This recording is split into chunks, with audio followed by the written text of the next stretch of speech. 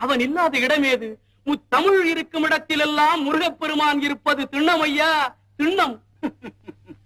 தமிழுக்கும் முருகனுக்கும் அத்தனை தொடர்பா?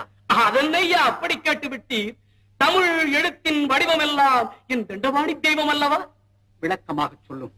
தமிழ் மொழியில் உயிரெழுத்துக்கள் எத்தனை? ஆ முதல் அவ்வரை 12. என் ஐயன் ஆறுமுகனுக்கும் கண்கள் 12.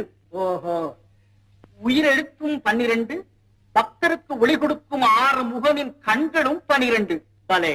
அடுத்து தமிழ் எழுத்துக்களை இனமாக பிரித்தால் 3 இனம். என்னென்ன? பல்லினம், மெல்லினம், இடையினம். அந்த 3 இனங்களில் 3 எழுத்துக்களை எடுத்துத்தான் என் கந்தவேலுக்கு முருகு என்று பெயரிட்டார்கள்.